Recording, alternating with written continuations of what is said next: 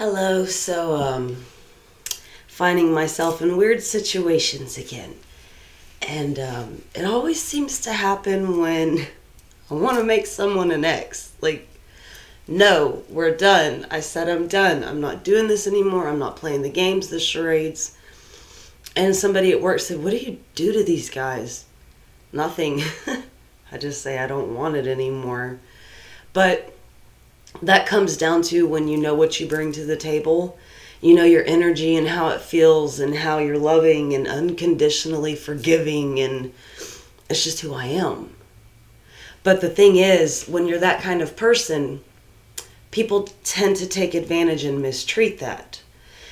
And being that genuine, loving person, forgiveness is always there.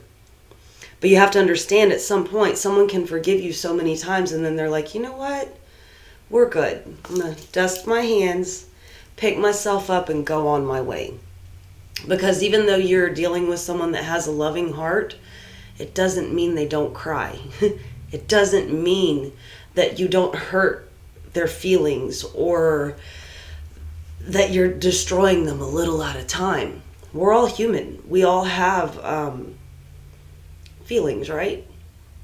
We all have the ability to affect one another. And I think people forget this, that the things you say, the way that you treat somebody, that someone can reach out to you in need and then you just kind of laugh at them, and then you're slowly just whittling away at their sense of being.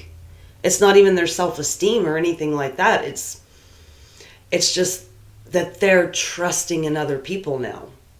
As you begin to tear somebody down that already has trust issues, they slowly just digress further back, like, I'm okay being by myself. And it's toxic people that push other people into a corner. And it's hard, but you get used to it, right? And I mentioned the other day that my ex had called my job because I changed my phone number. My friend, I finally spoke to him about it, and he said, "I'm going to get you some mace." He was still at work yesterday. "I got your mace. I'm going to work on your taser later." I was like, I can get my own taser. I don't like violence. Like, I don't want to have to do anything like that, but I can understand where people are coming from. With me, I just pray. I know I'm highly protected and divinely guided to where if something malicious tries to come my way, something happens that stops that person from being able to even get close to me. That might sound arrogant, but this is how it's been. I've even heard about people that were on their way to come see me, and the divine was like, "Nope, you have a flat tire. Nope, all the oil, for whatever reason, you didn't tighten the lug nut all the way or the oil nut, and now all your oil's drained out and you're stuck on the side of the road." True stories. So this is where the world I live in is, I don't need man-made products to protect myself. But the reality is, other people see it and they're like, "You're going to have to." And it's funny because then I wake up and I find a piece of candy on my doorstep. I didn't have any candy. And the weird thing is, last night my daughter and I were sitting out there talking, discussing scenarios of, well, if he popped up here, how would you handle it? I eventually had to say, I don't want to dive into this. Like, I don't want to keep putting that energy out into the universe to where now I have to deal with it. And I had to look around and go, it's weird, all my neighbors are gone right now. Normally we're all here.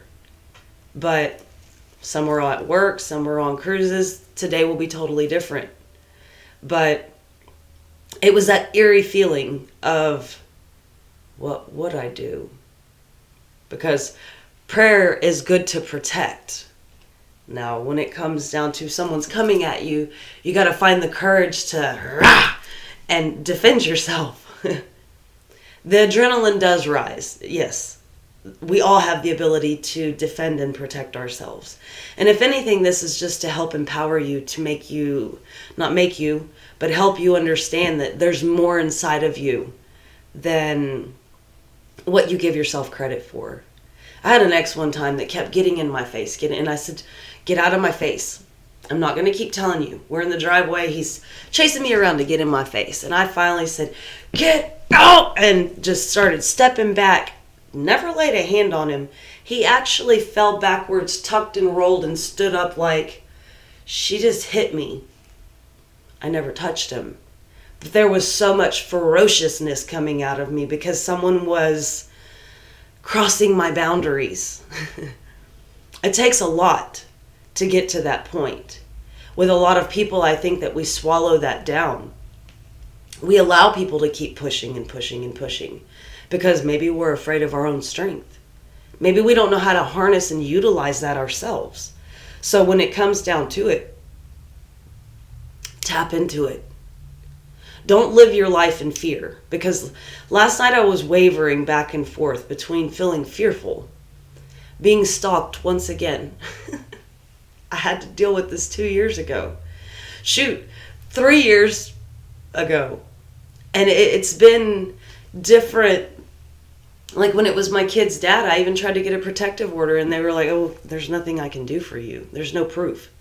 They told me basically I'd have to get out of his trunk of his car, somebody see it, for me to be able to get approved for a protective order. Nobody's heard anything like that. My life at that time was basically the divine going, trust in me, you are protected. And it was weird because the world around me, for everyone else, it functioned correctly. If someone needed a protective order, they got one. For me, no, we can't help you. What?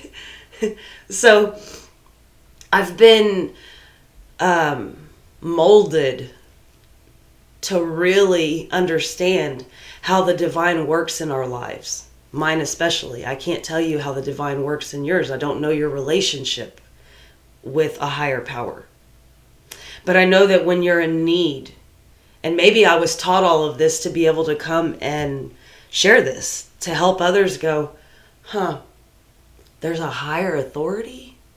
There's more protection that comes outside of this realm of reality? A girl asked me yesterday when we were working together, do you believe we're in a simulation? And we start getting into it. And I had to ask her, do you? I believe we each have a concept of the reality that we live in. Like I told her, I believe that we each live in our own little world. We each create a world that functions for us. We live and learn through the way that we view the world around us.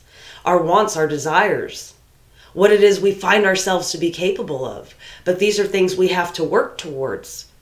You don't just go out and become a pro athlete. No, you start and you practice and you practice and you fail and you practice. You don't give up. That's life in general. You keep practicing. You keep learning and getting stronger and faster and wiser. Your belief opens up. You give birth to a new you just by the instances in which you have had to go through. For me, sadly, it was having to live and learn with psychopaths, narcissists, kooky people, controlling, manipulative individuals. All of that was meant to help me go, who are you? I have now discovered who I am. And you know what? I don't need you in my life. Bye. I will do bad on my own. I will do great on my own. I will build a queendom. I will show the world I can be balanced in my masculine and feminine energy. I can create and I can tell myself when to stop. I can come up with creative endeavors and present them to the world. That normally requires teamwork. Who knew you could have teamwork within yourself? It's when you're balanced. Of course, it would be lovely to find someone else is balanced and say, oh, we mesh well. Wow, can you imagine what we can build together because now we're unstoppable. You double the energy, right? Rah, rah, sis, boom, bah. You become cheerleaders for one another. You encourage one another. But sometimes we have to do that ourselves. But that's also being forged in the fire of understanding what other people are capable of. Finding a piece of candy on your doorstep going, are you trying to make your presence known? Or is it just simply a warning? Look over your shoulder. I now have to have security look out for me at work to make sure that this person doesn't just pull up on me. Like I said, they're arming me with mace. And these are really good friends that are looking out for me, and I appreciate it. Because, yes, as much as we can believe in a higher power, there's still people that are willing to keep tangoing with the devil and keep crossing lines.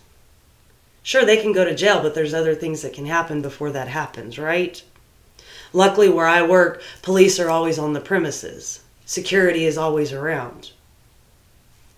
I have people that look out for me. So, instead of living in fear, live in prayer. Attract. Bring in a life that is more fulfilling for you. Something that will allow you to go, I really don't have to walk in fear. Because I know that I am shrouded in protection.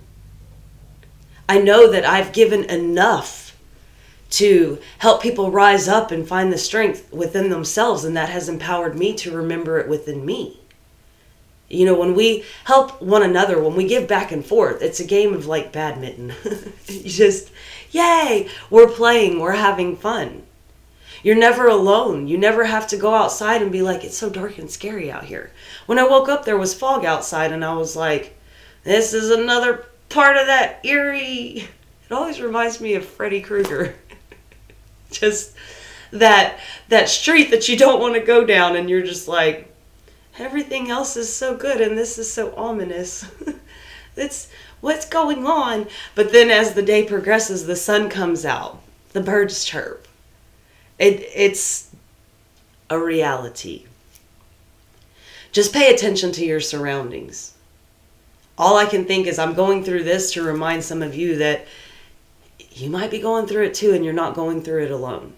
There's a lot of people in this world that can't take no for an answer. There's a lot of people that will toy with you until you tell them no, and then they won't leave you alone. It's a game of cat and mouse. No one has time for that. Unless you're wanting to spend your life playing on a karmic wheel and just keep doing this over and over and over.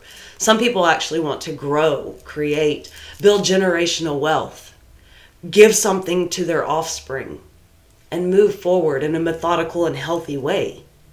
Some people actually want to live life, not sit here and play until the day they die. So, I don't know. Hopefully this helps somebody if you're going through it.